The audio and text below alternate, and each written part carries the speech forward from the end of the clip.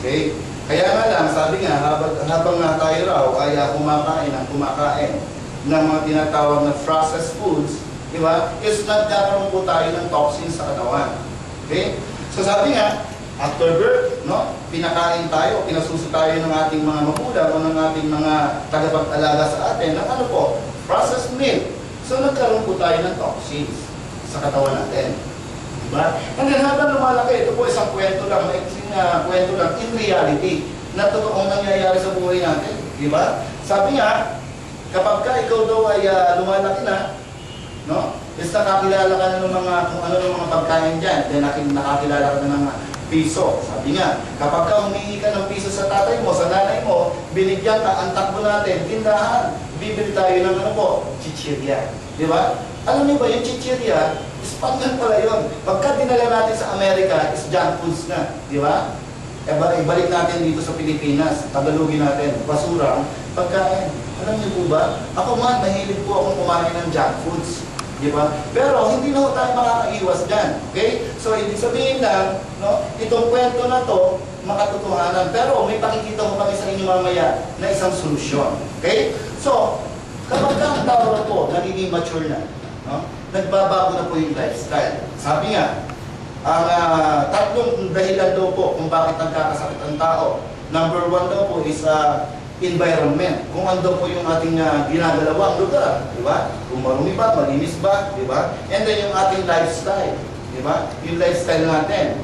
Okay? Kapag lagi tayong pupuyat, diba? Natuto tayong manigarilyo, uminom ng alak, diba? Yan, mga toxins po yan pumapasok sa katawan natin. And then kapag may problema tayo, stress. Na-stress tayo. And then kapag na-stress ka na, ando na yung sakit. Bakit? Humihina kasi yung immune system natin. Okay? So, kapag yan, sabi nga, umaga, tanghali, gabi, kakain ka, teka, may kasama pang merienda. Diba? May kasama pang merienda. So, lahat ng pumapasok sa bibig natin, no? Nagiging toxins yan. Bakit nga? Kasi marami na, chemicals. Okay? And then, ayan, sabihin natin, kanina malinis yung sistema natin. Ngayon po kaya, malinis pa rin. Diba? So, hindi na po. Diba? Hindi na. So ngayon po, walang makakapagsabi sa atin na wala tayong sakit. Hindi natin alam yun. Okay? Ang tanong ngayon, paano siya dinidetoxify ng vitamin C? Wala po tayong sisiraan dito. Lahat po ng vitamin C, ito sasabihin natin sa inyo. Lahat po ng vitamin C, kahit nabibili natin over the counter magaling, kayang-kaya niya pong mag-boost ng immune system. Kaya niya mag-detoxify ng toxins. Kaya lang. Ano po yung kaya lang? Diba? So yun po yung point of comparison. Ano ba yung kakaiba sa maximum vitamin C? No? Maliban po sa ating other brand vitamin C, ipakikita namin sa inyo. So paano namin ipakikita? Hatiin po namin itong isang baso, no? Para magamit po natin. Ayan. No? Okay. So hatiin natin para walang lamangan. Ayan. Okay. So, ito po yung parehas nating sistema. Ito pong isa, paiinumin natin ng other brand vitamin C, and then ito naman isa, paiinumin natin ng maximum vitamin C. Ano po kaya ang pagkakaiba nito? So, mamili lang po ako sa maraming vitamin C na nandito sa aking harapan. So, kukunin ko po itong isa. Ano po? Ito po ay branded, no? Na kung saan ang presyo po nito, nagkakahalaga siya ng 7 piso at 75 centavos. No? So, ibig sabihin yan, medyo mahal. No? Medyo mahal. So, durungin ko lang po. Yan, pakikita ko sa inyo. Dinudurong po natin. At ilalagay po natin dito sa isang sistema. Sabi ko nga sa inyo kanina, ulitin ko lang po para malinaw. Ano po?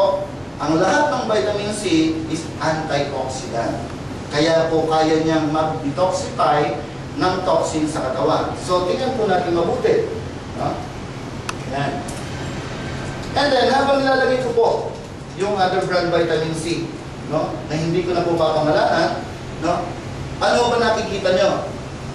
No? Dapat dinidetoxify na po niyan, di ba? Okay. So, actually, mamaya, pagtulungan natin, no? Pagtulungan natin bilangin kung ilang ikot ba natin, no? kung ilang ikot siya para ma-detoxify. Okay? So, bilangin natin. 1, 2, 3, 4, 5, 6, 7, 8, 9, 10. Actually, hanggang yan na lang po siya. Okay? Pero, but still, di ba, palakpakan naman natin, di ba? Na-detoxify niya yung toxins.